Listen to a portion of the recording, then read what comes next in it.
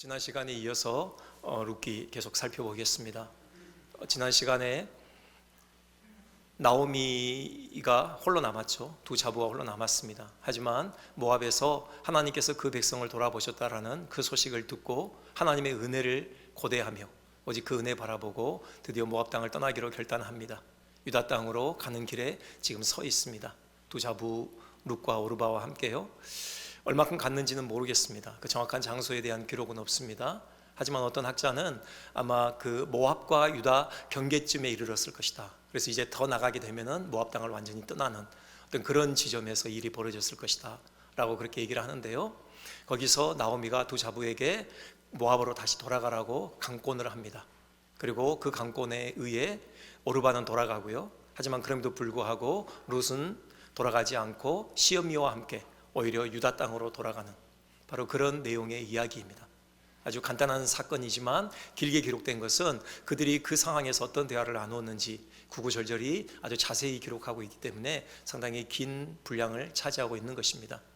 오늘은 특별히 이 나오미의 권면 그리고 그 권면에 따른 두 자부의 선택, 이 안에 담겨있는 각각의 믿음의 형태가 어떠한가, 우리가 믿음 생활하면서 우리는 어떠한 믿음의 형태를 우리가 붙잡아야 할 것인가, 어떤 믿음의 사람들이 되어야 될 것인가, 우리 이 부분에 대해서 함께 좀 생각을 해보고자 합니다. 첫 번째는 나오미입니다. 나오미는 두 자부 룻과 오르바에게 모압 땅으로 돌아가라고 권면했죠. 이 권면에 담겨 있는 나오미의 믿음의 형태가 무엇인가를 먼저 생각해 보겠습니다. 나오미는 분명히 하나님의 그 은혜 하나만 바라보고 모압 땅을 떠나서 유다 땅으로 가고 있습니다. 죽더라도 하나님의 언약이 있는 땅, 하나님의 임재가 있는 땅, 그 땅에서 죽겠다라는 그런 각오를 했을 것입니다. 그래서 가고 있는데 이상하게도 두 자부에게는 다시 모압으로 돌아가라고 권면을 하고 있습니다. 여러분, 그 핵심 이유가 무엇입니까? 9절에 나와 있죠. 그렇게 나오미가 자부에게 얘기합니다. 9절에 여호와께서 너희에게 허락하사 각기 남편의 집에서 위로를 받게 하시기를 원하노라. 바로 이것이었습니다. 나오미가 지금 두 자부에게 모압으로 다시 돌아가라고 권면하는 중요한 이유는 재혼이었습니다. 모압 땅에서 거기서 남자를 만나 결혼하고 아들, 딸 낳고 잘 살아가는 것입니다. 행복하게 살아가는 것이죠. 사실 이 재혼의 문제, 이것은 이 두 자부에게, 룻과 오르바에게는 너무나도 중요한 문제였습니다. 그들이 새롭게 가정을 꾸리느냐 꾸리지 못하느냐가 앞으로 그들에게 펼쳐질 나머지 인생의 어떤 행복과 불행을 좌우할 만한 상당히 중요한 요소인 것이죠. 그런데 왜 모압으로 가야 되느냐? 재혼을 위해서. 그것은 유다로 가면은 재혼할 가능성이 거의 전무하기 때문입니다. 그렇잖아요. 누가 유다 청년 중에 이방 여인, 그것도 남편을 잃고 과부가 된 여인들과 결혼을 하려고 하겠습니까? 단지 이방 여인이 아니라 하나님께서 여호와의 총회에 영원히 들어올 수 없다라고 했던 바로 그 모압 출신들의 여인들하고 말입니다. 그러면은 이들이 유다 땅에서 결혼할 수 있는 한 가지 방법이 있긴 있죠. 그것은 시동생입니다.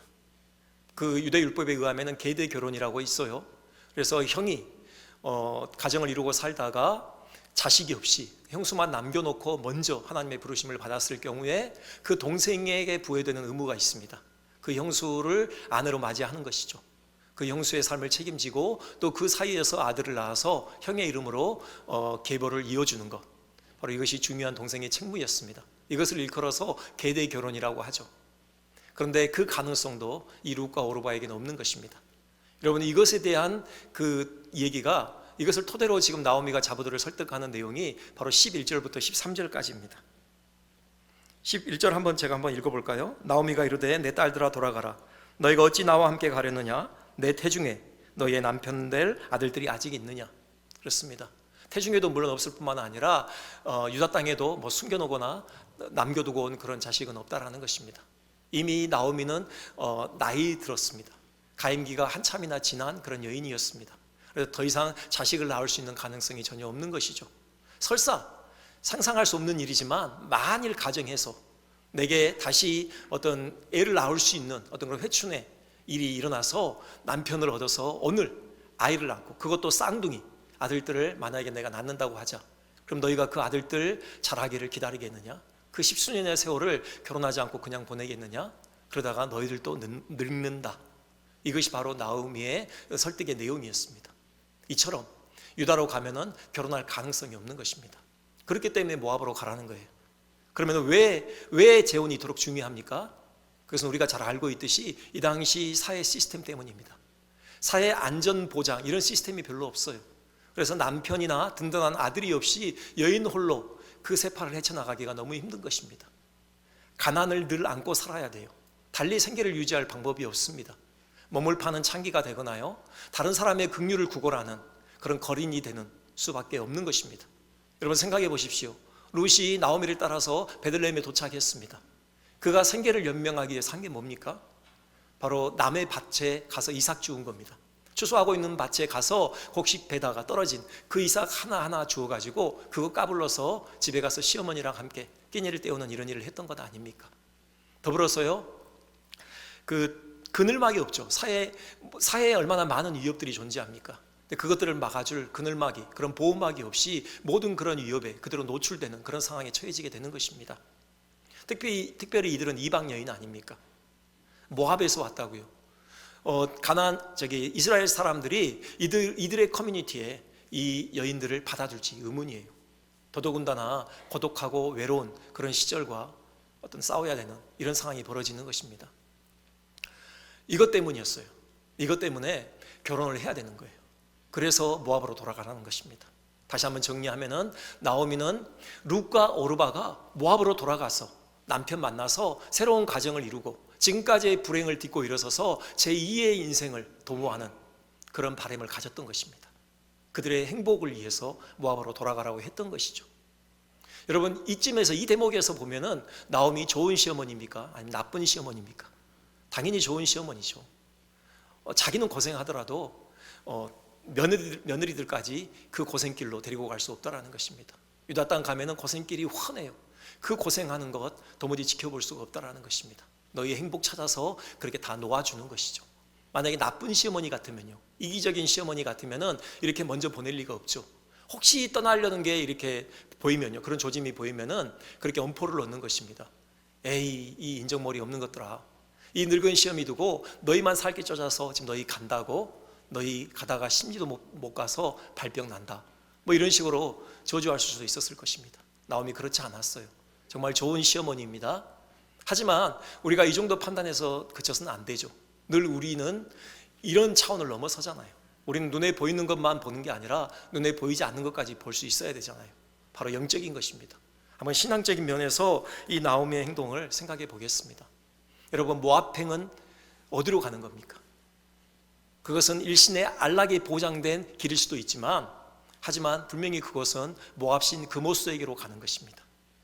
모압 공동체로 가는 것이고요, 모압신 그모스의 백성이 되는 길입니다. 여러분, 나오미가 이걸 몰라요? 아닙니다. 알아요. 15절 보세요. 오르바가 이 권면에 의해서 떠났을 때, 그때 나오미가 룻에게 하는 말이 이거예요. 네 동서는 그의 백성과 그의 신들에게로 돌아가나니 너도 너의 동서를 따라 돌아가라 합니다. 나오미가 알고 있었어요. 오르바가 모압으로 간 것은 모압 백성에게로 간 것이고, 더 나아가서 모압신 그모스에게로 간 것이다 라는 것을 알고 있었죠. 여러분, 나오미의 이 신앙관을 끝까지 밀고 가면은 그 논리적인 기결이 뭡니까? 결국 오르바는 영원한 멸망에 처한다라는 것입니다. 이방신 섬기다가 그 영혼이 죽는다는 거예요. 영원한 멸망으로 열려진 길이 바로 모압의 길이었던 것입니다. 근데 지금 나오미가 그 길로 오르바를 밀어놓고 있는 거예요. 그래서 여기서 참 의문이 생깁니다. 나오미가 도대체 신앙이 있는 사람이야? 아니면 신앙이 없는 사람이야? 분명히 신앙이 있죠. 없다고 할 수 없는 것은 그가 유다 땅으로 가고 있잖아요. 그가 오직 하나님의 긍휼 그거 하나 보고 그가 지금 유다 땅으로 지금 결단해서 가고 있는 겁니다. 죽더라도 하나님의 그 약속이 있는 땅, 그 하나님의 그 인애가 머무는 땅, 그 땅에서 죽고 싶어서 그가 지금 떠나고 있잖아요. 그는 분명히 믿음이 있는 하나님의 사람이었습니다. 하지만 오르바를 지금 모압으로 돌려보내는 것, 그리고 룻도 돌려보내려고 하는 것, 그곳으로 가면은 그모스에게 가는 것을 알면서도, 곧 그 논리적인 기결이 영원한 멸망인 것을 알면서도 그들에게 지금 모압으로 돌아갈 것을 권면하고 있습니다. 이것을 어떻게 우리가 신앙의 행동이라고 할 수 있겠습니까? 그래서 참 이율배반이다, 그런 생각을 하게 됩니다. 고민했습니다. 도대체 이 나오미의 이 이율배반적인 이 행동을 어떻게 이해할 것인가 고민하던 차에 내린 결론은 이것입니다. 인정이 신앙을 삼켰다는 것입니다. 무슨 말입니까? 나오미가 자부들을 지극히 사랑했어요. 여러분 11절부터 13절까지 보시면은 그들을 부를 때 내 딸들아, 내 딸들아, 내 딸들아 3번이나 그렇게 부르고 있어요. 딸처럼 아꼈어요. 정말 그들의 안위를 염려하고 걱정했던 것입니다. 그래서 함께 못 가는 거예요. 가면은 고생길이 훤하거든요. 여러분 사랑하는 자식이 고생길로 들어가는 거 누가 원하겠습니까? 그래서 막은 거예요. 도무지 내가 너희들의 손을 이끌고 내가 유다 땅으로 같이 못 가겠다. 너희들은 제발 행복한 삶을 살아라 하고 그 인정에 이끌려서 결국은 모압으로 돌려보낸 것이죠. 하지만 이 인정 때문에 무엇을 놓친 겁니까? 결국 신앙을 놓친 겁니다. 인정이 신앙을 삼켜버린 거예요. 인간적인 정을 앞세우다 보니 신앙이 그만 저마치 뒤로 물러가고 만 것입니다. 여러분 혹시 우리의 어떤 그 신앙의 모습에는 이런 모습이 안 보입니까? 혹시 있지 않습니까? 돌아봤으면 좋겠습니다. 이것을 어떻게 적용할까 고민하던 차에 제 아들에게, 둘째 아들에게 기회가 돼서 이 내용을 설명했습니다. 나오미의 이런 이율배반적인 행동을 설명하고요, 아빠가 생각할 때는 이것은 인간적인 정에 의해서 신앙을 타협한 그런 케이스다. 너에게 어떻게 적용될 수 있겠냐 그렇게 물었더니요, 의외의 대답이 나옵니다. 아빠, 그 말씀 들으니까 이런 경우가 생각이 나. 내가 지금 주일날 교회 가려고 가고 있는데 친구한테서 전화가 와. 친구가 지금 정말 너가 꼭 필요하다고, 너랑 반드시 놀아야 되겠다라고 그렇게 지금 놀기를 요청해. 이때 내가 그 친구의 그 정에 이끌려서 교회에 가는 그 길에서 돌아서서 친구에게 간다면은 이것이야말로 바로 인정이 신앙을 삼킨 그런 경우일 거야. 뭐 이렇게 멋지게 말은 못했지만 아무튼 이런 내용으로 얘기를 했습니다. 네, 그래, 그거다. 여러분 혹시 그런 경우 있지 않습니까? 여러분 집안에 행사들이 많이 있잖아요. 요즘에 코로나 때문에 뭐 그런 건 조금 우리가 좀 자유롭게 됐을지 모르겠지만 그래도 주일날 꼭 행사가 있는 경우가 있습니다. 사랑하는 조카의 결혼식이 있고요, 정말 사랑하는 이모님의 그런 칠순잔치가 꼭 주일날 있는 것입니다. 여러분 그 자리에 빠지기가 너무도 힘들어요. 인간적인 정을 생각했을 때, 도리를 생각했을 때 그 자리에 꼭 가야만 합니다. 하지만 예배는 더더욱 빠질 수 없는 거죠.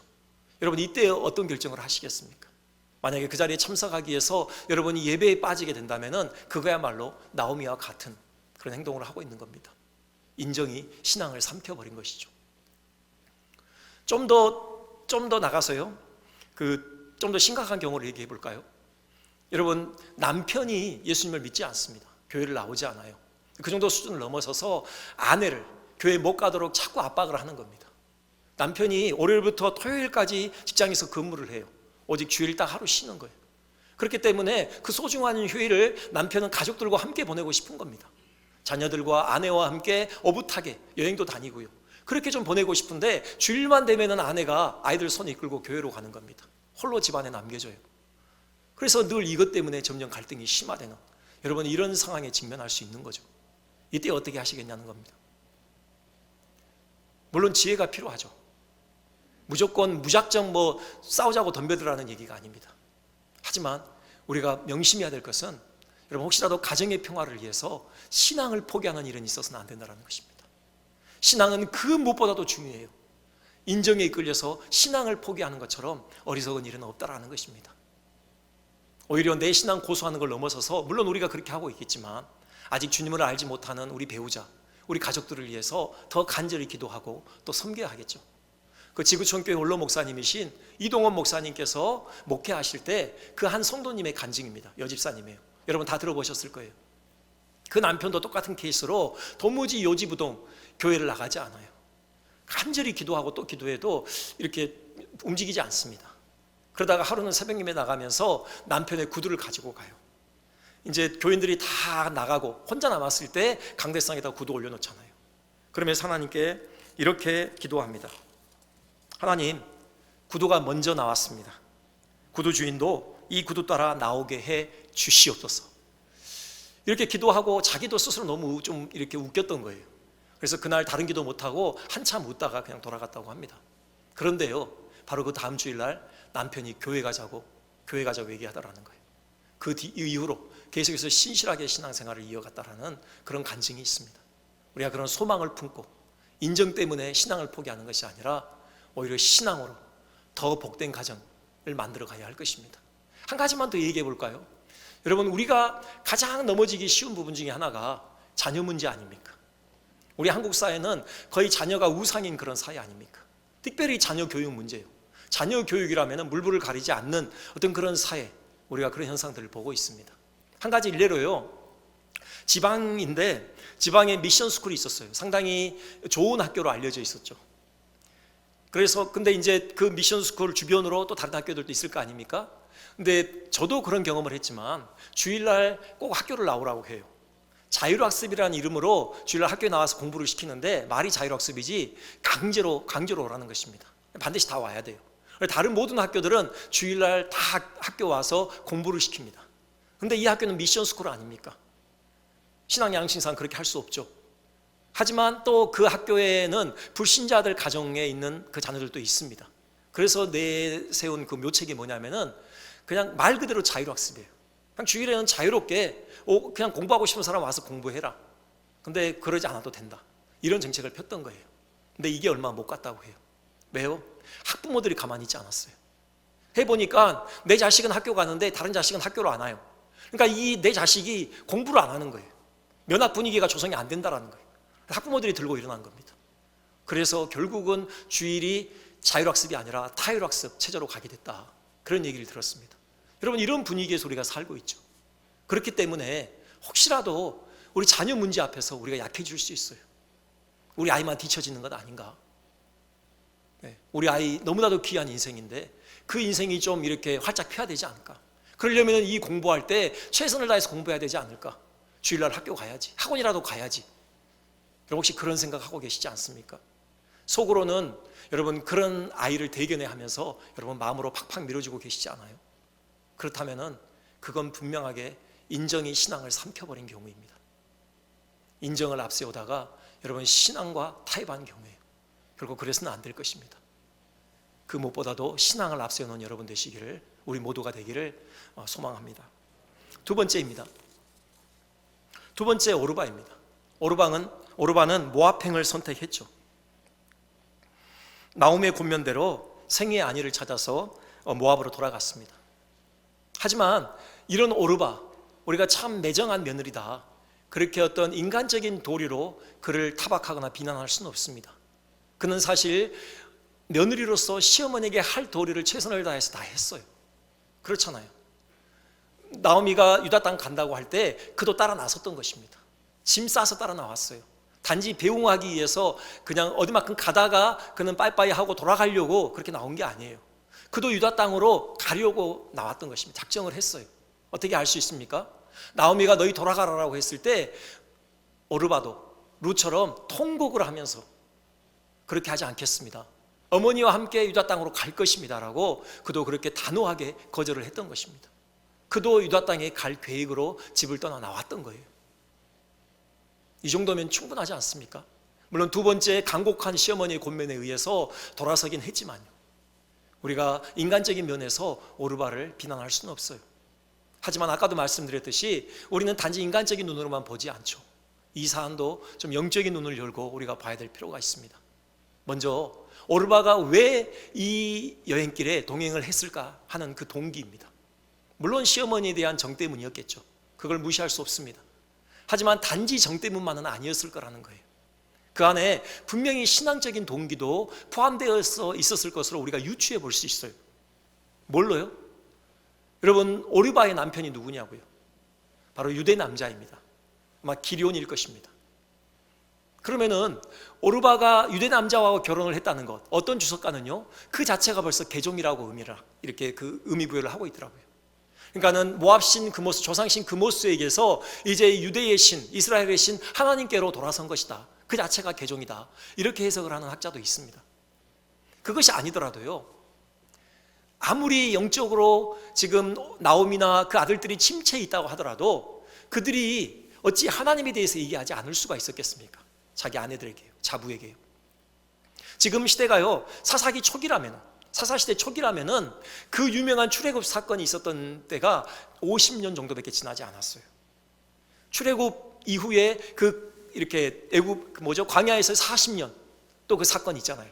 그리고 가나안 정복 사건, 그 놀라운 사건들 있잖아요. 이것이 이스라엘 역사 아닙니까?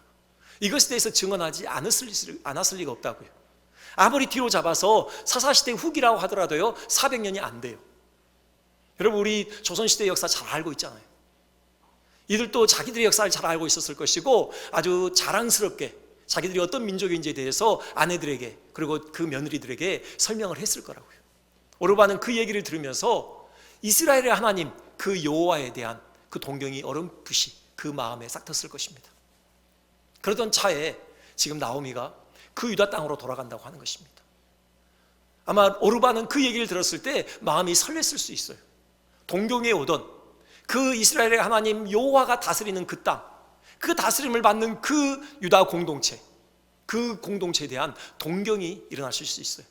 아마 이것이 오르바가 나오미의 손을 붙잡고 지금 유다 땅을 향하여서 나아가게 된 결정적인 계기였을 수도 있다라는 것입니다. 그런데 어떻게 됩니까? 그는 그만 돌아서고 마는 것입니다. 무엇 때문입니까? 무엇이 오르바로 하여금 그 가던 길을 돌아서서 다시 모압으로 가게 만들었습니까? 물론 나오미의 권면이죠. 나오미의 권면에서 무엇을 본 것입니까? 희생을 본 것입니다. 하나님께로 가기 위해서, 유다 그 공동체로 가기 위해서, 저 유다 땅으로 가기 위해서 치러야 될 희생이 너무너무 크구나. 하나님께로 돌아가는데 내가 치러야 될 그 희생의 깊이가 적나라하게 나오미의 권면을 통해서 드러나게 된 것입니다. 그 큰 희생의 결단이 요구되는 그 순간이었어요. 그때 그는 그만 그걸 포기하고 마는 겁니다. 신앙을 포기하고 말아요. 그리고는 일신의 안락을 쫓아서 모압길을 선택한 것입니다. 여러분, 이것은 어떤 믿음입니까? 일단 이렇게 생각해 볼 수 있어요. 오르바의 믿음은요, 그 순간의 이익을 쫓아서, 현실적인 유익을 쫓아서 신앙의 양심을 파는 겁니다. 여러분, 이런 경우 혹시 우리에게 있지 않습니까? 당장의 눈앞의 이익을 쫓아서 신앙의 양심을 팔아버리잖아요.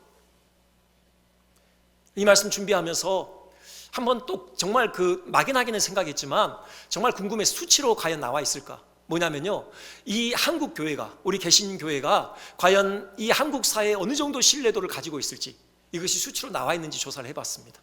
그랬더니 기독교 윤리 실천협의회 기윤실에서 조사를 했더라고요. 작년에요. 2020년도에 1000명을 대상으로 조사했습니다. 거기에는 기독교인이 20% 미만이었어요. 제 기억에요. 무작위로 선정을 했으니까요. 여러분, 그 결과가 뭔지 아십니까? 예상했지만 참담했습니다. 일단은 먼저 물었던 것은요, 전반적으로 한국 교회에 대한 신뢰 어떻게 생각합니까? 신뢰하십니까? 60% 이상이 신뢰하지 않는다라고 대답을 했습니다. 그리고 두 번째가 목회자에 대한 질문이었습니다. 목회자에 대해서 신뢰하십니까? 그들의 말과 행동에 대해서 믿음이 갑니까? 믿음이 간다가 30%요? 믿음이 가지 않는다가 68%입니다. 세 번째 질문은요, 기독교인의 말과 행동은 어떻습니까? 믿음이 간다가요 32.9%, 믿음이 가지 않는다가 65.3%였습니다. 여러분, 참담하지 않습니까? 목사가 더 불신의 대상이라는 게 사실 솔직히 부끄럽습니다. 참담합니다. 이렇게 된 원인이 뭘까? 우리가 너무 거룩해 서일까? 우리가 정말 불의와 타협하지 않아서일까? 우리가 정말 그런 종교다운주의가 팽배하고 있는 이 시대에서 그 진리를 고수하기 위해서 세상과 타협하지 않았기 때문에 사람들이 우리를 싫어하는 걸까? 아니에요. 그런 면이 없지 않아 있을 수 있지만 그보다 더 중요한 이유가 있습니다. 뭡니까? 우리의 말과 행동이 다르다는 거예요. 우리의 입으로 하는 신앙의 고백과 그 신앙을 살아내는 현실에서의 삶이 너무 다르다는 것입니다. 재미있는 이렇게 통계가 있는데요, 이런 질문을 했어요.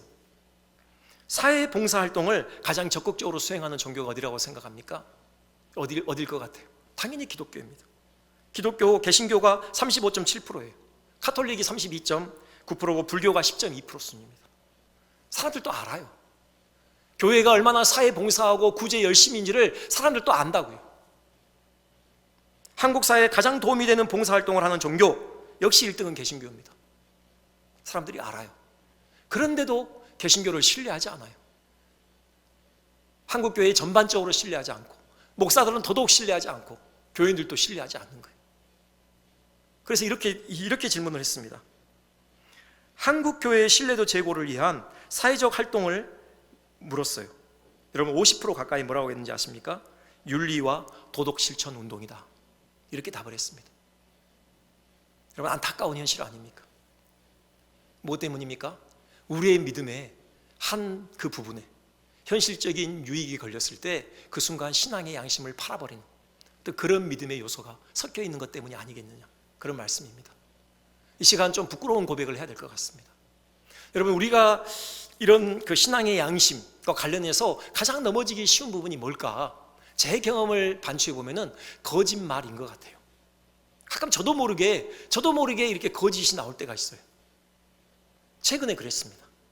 최근에 사무실에서 전화 통화로 어떤 그 공적인 일을 보고 있었어요. 이게 다른 사람의 일인데, 그러니까는 제가 본인은 아닌 거죠. 근데 어떤 일이 처리되려면 반드시 본인 확인을 하잖아요.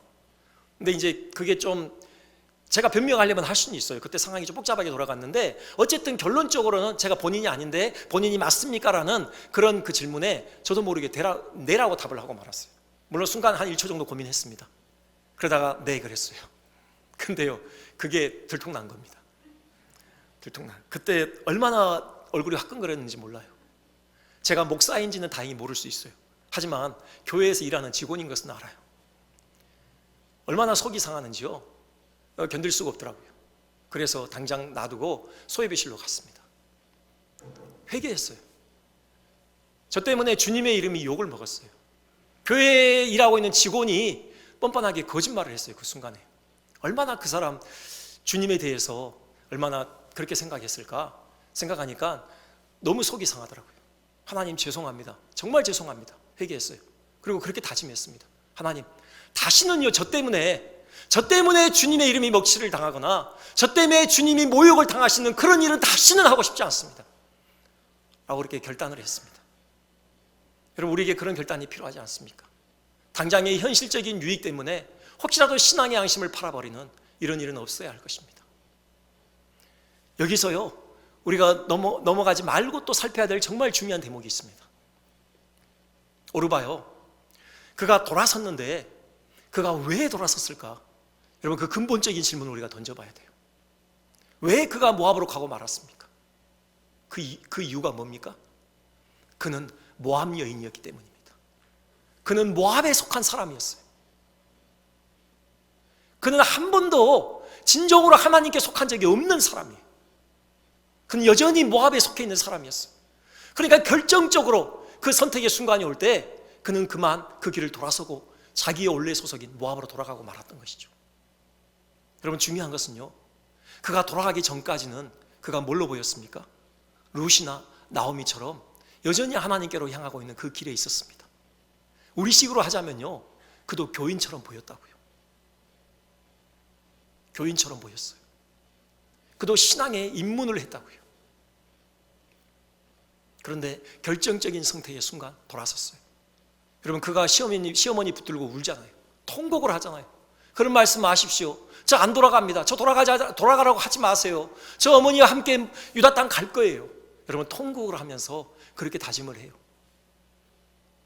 여러분, 우리가 신앙생활 하다가 보면은 여러분, 이런 은혜의 순간이 있죠. 은혜라고 생각될 만한 그런 종교적인 엑스타시가 있을 수 있습니다. 찬송 부르다가 혹은 감동적인 설교를 듣다가 여러분, 그만 가슴이 울컥해져서 눈물이 쏟아질 때가 있어요. 이것을 우리는 은혜 체험이라고 부르죠. 하지만 중요한 것은 이런 은혜 체험이 우리의 진짜 신분에 대한 확증일 수는 없다는 것입니다. 우리가 정말로 하늘에 속한 자인지, 우리가 정말로 하나님에 속한 자인지를, 우리의 신분을 드러내는 그런 온전한 증거가 될 수는 없다는 거예요. 오르바도 울었잖아요. 오르바도 펑펑 울었습니다. 하지만 그는 결정적인 선택의 순간에 그만 돌아서고 말았던 것이죠. 우리가 다시 한번 우리가 되새겨 봐야 될 중요한 대목입니다. 그렇다면은 우리가 하늘에 속한 자임을, 우리가 정말 참 구원받은 그리스도인임을 확증하는 그런 증거는 어디에 있습니까? 그것을 바로 보여주고 있는 것이 룻입니다. 한번 룻으로 넘어가 보겠습니다. 룻은 유다행을 선택했습니다. 혹시 여러분, 룻이 그런 착각을 한 겁니까? 나오미는 너 유다 땅 가면 결혼 못해, 너 정말 고생길이 훤해. 근데 속으로 설마 뭐 어머니의 판단이 다 오르려고 어떻게든지 방법이 있겠지, 아마 남자를 만날 수 있을 거야. 뭐 가정을 이룰 수 있겠지. 여러분, 이런 기대를 갖고 온 지금 그가 유다 땅을 선택한 겁니까? 아니에요. 결코 그렇지 않습니다. 룻도 너무나도 잘 알아요. 지금 나오미가 뭘 얘기하는지 너무나도 분명하게 이해했고요, 그것이 사실임을 아는 것입니다. 분명히 유다 행은 자기에게 있어서는 죽음으로 가는 거예요. 특히나 여러분, 서로 믿고 의지했던 오르바, 그 오르바가 돌아섰어요. 여러분, 그러지 않았겠습니까? 서로 남편 여이고 젊은 나이에 서로 정말 서로를 의지했을 것입니다. 동병상련의 어떤 그런 정을 나눴을 거예요. 그래도 동서 오르바가 있으니까 함께 그 길을 떠날 용기가 나왔을 수도 있어요. 근데 오르바마저 돌아가고 말았습니다. 정말 홀로 남았어요. 이제 앞으로 자기에게 닥칠 그 모든 세파를 자기 혼자 다 감내해내야 되는 것입니다. 그런데 룻은 흔들리지 않아요. 우리도 분명하게 나오미에게 그렇게 얘기하잖아요. 여러분, 16절 보실까요? 룻이 이르되 내게 어머니를 떠나며 어머니를 따르지 말고 돌아가라 강권하지 마옵소서. 그는 분명하게 얘기합니다. 어머니, 제게 그런 말씀하지 마세요. 저는 분명하게 결정했어요. 저는 결코 흔들리지 않습니다. 라면서 어머니를 굳게 붙듭니다. 룻은 헌신을 다짐한 거예요. 그러면서도 유다로 가기로 결단한 것이죠. 그렇다면 우리가 생각할 것은 그 동기가 뭐냐는 것입니다. 왜 룻은 사지로 스스로 자기 발로 걸어서 들어가기로 결단을 했냐는 것이죠. 바로 16절 그 끝에 나와 있죠. 끝에 이렇게 얘기합니다. 어머니의 백성이 나의 백성이 되고 어머니의 하나님이 나의 하나님이 되시리니. 바로 이것입니다. 그는 하나님 때문에 가는 거예요. 하나님의 언약 백성이 되고 싶어서 가는 겁니다. 물론 시어머니에 대한 정이 있었을 수 있어요.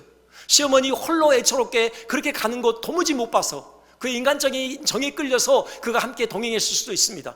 근데 만약에 그것뿐이라면은 룻이 그렇게 고백하진 않았을 거예요. 여러분, 17절 보세요. 어머니께서 죽으시는 곳에서 나도 죽어 거기 묻힐 것이라. 만일 내가 죽는 일 위에 어머니를 떠나면 여호와께서 내게 벌을 내리시고 더 내리시기를 원하나이다. 어머니께서 죽으시는 그곳에 자기도 묻히겠다라는 것입니다. 여러분, 이것은 유대 장례 풍습을 보면 훨씬 더 잘 이해가 되는 부분입니다. 그 당시에 장례를 치를 때 시신을 안장하는데 그 바위, 팠든지 자연적으로 생긴 그 굴이든지 그 바위 굴에다가 이렇게 안장을 하잖아요. 그것으로 끝이 아닙니다. 썩기를 기다려요. 살이 다 썩고 뼈만 남으면요, 이제 그 뼈를 모아다가 조상들이 있는, 나머지 먼저 간 가족들이 있는 그 뼈에다가 한 대 모아두는 것입니다. 이것이 유대 장례 풍습이에요. 그걸 얘기하고 있는 거예요. 만약에 나오미가 살아있는 동안만 제가 곁에서 복양하고 그때 돌아가겠습니다, 그때 제 사실 찾겠습니다, 그게 아니라고요. 어머니가 죽어도 어머니의 뼈가 묻히는 그곳에 내 뼈도 묻겠습니다. 곧 나는 결코 이 땅을 떠나지 않겠습니다 라는 그런 지금 다짐을 하고 있는 겁니다. 무엇 때문입니까? 그 땅에 하나님의 인애가 있기 때문이죠. 그 땅에 하나님의 약속이 있기 때문입니다. 바로 하나님의 언약 백성이 되는 것, 이것 때문에 룻은 유다행을 포기할 수가 없었던 것입니다. 왜 이런 결정을 할 수 있었을까요? 룻은 알았던 것입니다. 하나님의 날개의 그늘 아래 거하는 삶이 그 어떤 삶보다도 가치 있고 보배롭다는 사실을 그는 분명히 알았기 때문이에요. 하나님의 언약 백성으로 사는 것, 하나님의 그 백성들과 함께 고난을 받을지라도 그것이 모압에서 일시적으로 죄악의 낙을 누리는 것보다 훨씬 더 복되다라는 것, 이것을 룻은 분명하게 확신했던 것입니다. 마치 히브리서 기자가 모세가 애굽에서 일시적으로 죄악의 낙을 누리는 것보다 하나님의 백성과 함께 고난을 받는 것을 택했다라고 한 것처럼 바로 그 모세의 믿음이 룻에게 있었던 것입니다. 어떤 학자는 룻을 아브라함의 믿음과 비교를 합니다. 그래서 여인 아브라함이다, 이방 아브라함이다, 그렇게 얘기를 합니다. 그렇잖아요. 아브라함도 하나님의 부르심을 받아 가나안으로 올 때 다 두고 왔습니다. 본토 친척 아비집을 떠났고요, 정말 사고무친한 그 생면부지의 땅으로 그가 온 것입니다. 하나님께 그의 생을 던졌다고 할 수 있죠. 룻이 그랬던 겁니다. 모든 것 다 버려두고 정말 전망도 없고 아무런 희망이 없는, 그 보장이 되어 있지 않은 그 유다 땅으로 자기 온 생을 다 던진 것입니다. 누구에게 던진 것입니까? 바로 하나님의 품에 던진 것이죠. 아브라함보다 룻이 더 탁월한 것은, 아브라함은 계시를 받았잖아요. 하나님의 약속을 받았잖아요. 하나님께서 직접 말씀하셨잖아요. 내가 너로 하여금 모든 민족이 복을 얻도록 네게 복을 줄 것이라고 하나님이 약속하신 그 약속의 말씀 붙들고 왔습니다. 룻은 그런 말씀을 들은 적도 없어요. 그럼에도 불구하고 그 하나님의 품에 자기 인생을 내던졌던 것입니다. 여러분, 이것이 참 믿음이에요. 이것이 참 믿음입니다. 참 믿음은요, 합리적인 계산을 하지 않습니다.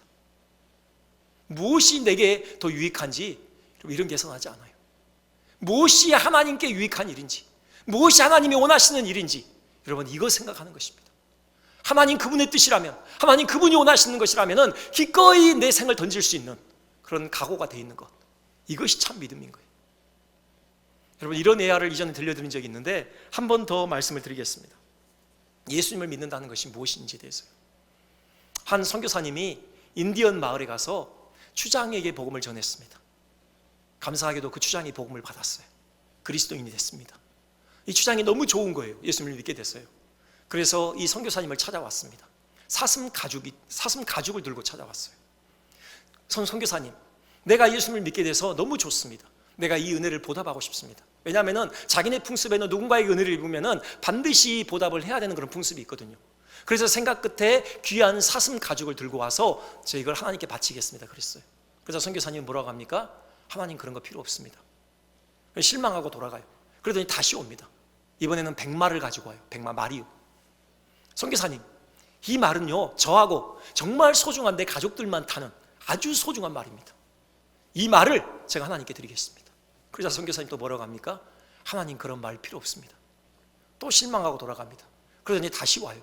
이번에는요, 그 뼈로 된 머리핀, 그걸 가지고 와요. 선교사님 묻죠. 아니 이게 뭡니까? 이거요, 이것이 바로 내가 추장이라는 권위를 상징하는 것입니다. 이것을 드린다는 것은 내가 추장으로서 모든 권위와 명예, 이것을 다 하나님께 바쳐드리는 겁니다. 아주 당당하게 그것을 내밀면서 하나님께 드리겠습니다. 그렇게 얘기하는 거예요. 선교사님 또 뭐라고 해요? 하나님 그런 거 필요 없어요. 너무 실망을 했어요. 그러면서 그렇게 얘기합니다. 아니 선교사님, 제가 지금 내 소중한 것을 다 하나님께 바친다고 했습니다. 이것도 안 받겠다면 이제 내게 남은 유일한 것은 내 생명밖에 없습니다. 그러자 그때서야 선교사님 얼굴이 밝아집니다. 그것입니다. 하나님께서 받으시기 원하시는 것은 바로 당신의 생명입니다. 여러분, 이거예요. 이것이 예수님을 믿는다는 것입니다. 예수님을 믿는다는 것은 예수님을 나의 삶의 주인으로 모셔드린다는 것이에요. 그분이 먼저 나를 위해서 당신의 생명을 내어주셨습니다. 이 사실을 깨달았다는 것이에요. 그리고 그 생명의 피값으로 내가 값주고 사는 힘을 받아서 예수님의 것이 되어졌다는 것을 믿는 것이에요. 그렇다면 예수님께 당연히 내 생명까지라도 바쳐드리는 것이 참된 믿음인 것이죠. 룻이 그런 참 믿음의 전용으로 오늘 우리 앞에 서 있는 것입니다. 혹시 여러분, 룻이 우리를 부끄럽게 하고 있지는 않습니까? 룻은 나오미를 부끄럽게 했습니다. 여러분, 나오미 모태신앙 아닙니까? 조상 대대로 하나님을 섬겨온, 오늘말로 하면 기독교인입니다. 그는 교회에서 치자면 어디쯤에 있겠습니까? 아마 아주 연륜 있는 그런 권사님쯤 되는 분 아니겠습니까? 룻은요, 이제 막 신앙에 입문한 초신자입니다. 그 연수로 치자면요, 나오미하고 룻 사이는 보이지도 않아요. 그러지 않겠습니까? 그런데 진짜 믿음을 소유하고 있던 사람은 룻이었습니다. 룻의 이 결단, 나오미는 부끄러웠을 것입니다. 나오미가 침묵했어요. 더 이상 말을 하지 않았어요. 나오미는 부끄러움을 느꼈을 것이에요. 야, 진짜 믿음이 여기 있구나. 그렇지, 이게 진짜 믿음이지. 이게 진짜 하나님의 인애를 바라는 하나님의 백성의 정당한 태도지. 그런 마음을 느꼈을 거예요. 룻이 베들레헴 땅에 섰을 때 그는 또 사람들을 부끄럽게 했습니다. 바로 거기에 살고 있는 모든 하나님의 백성이라고 자부하는 이스라엘 사람들을 말입니다. 당시에 그들은 하나님의 백성이라고 하면서도 하나님을 왕으로 여기지 않고 각기 자기 소견에 옳은 대로 살았던 사람들입니다. 그 모든 사람들 앞에 룻이 섰을 때 그들은 부끄러워할 수밖에 없어야 했습니다. 이방 여인, 그것도 가녀린 그 여인에 의해서 참 믿음이 무엇인지가 분명하게 드러났기 때문입니다. 신앙은 연륜에 의해서 결정되는 것이 아닌 것 같습니다. 예수님을 인격적으로 만나야 됩니다. 예수님의 그 십자가가 우리의 심령 깊은 곳에 부딪혀야 합니다. 그때 비로소 참 신앙, 우리의 생명까지라도 주님께 바칠 수 있는 그 신앙이 시작되는 것입니다. 여러분, 이런 믿음의 결단, 이 어떤 복을 불러오는지를 잠깐만 살피고 말씀을 마치겠습니다. 룻에 의해서요, 나오미가 살아납니다. 다 죽었던 나오미의 삶이 회복돼요. 텅 빈 나오미의 삶에 하나님의 은혜로 가득 채워지는 그런 은혜의 통로로서 룻이 사용됩니다. 여러분, 우리가 헌신의 결단을 한다면, 우리가 믿음의 결단으로 매일매일 살아간다면 우리 때문에 사람들이 살아날 겁니다. 우리 가족이 살아날 거예요. 우리 교회가 살아날 겁니다. 이 민족이 살아나지 않겠습니까? 하나님이 우리를 은혜의 통로로 삼아서 영혼들을 살리는 이 사명을 귀하게 감당하도록 우리를 사용하실 것입니다. 룻은 이방 여인이었음에도 불구하고 기대치 않았던 가족을 얻게 되어졌고요, 유다 땅에서. 그리고 사랑하는 아들을 품에 안았습니다. 지난 시간에 말씀드렸듯이 이 아들이 이름이 바로 오벳입니다. 다윗의 할아버지라고요. 그리고 바로 이 오벳으로 장차 다윗의 이름으로 오실 예수 그리스도가 예표되고 있습니다. 엄청난 하나님의 구원의 역사에 한 그 분기점에 바로 룻이 서 있었던 것입니다. 아브라함에게 약속하셨던 바로 열방이 너로 인하여서 복을 얻으리라고 하셨던 그 약속에 바로 성취에 있어서 룻이 귀한 역사를 감당했던 것입니다. 열방이 복을 얻는 것은 예수 그리스도 때문이 아닙니까? 바로 세상의 구원자로 오실 그 예수 그리스도가 오시는 그 통로로서 룻이 사용되어졌던 것입니다. 이방 여인이었음에도 불구하고 그 이름이 당당하게 그리스도의 족보에 오르는 그런 영광을 룻은 얻게 되어졌습니다. 이런 은혜가 우리의 삶에 가득하기를 주님의 이름으로 축원드립니다. 기도하겠습니다.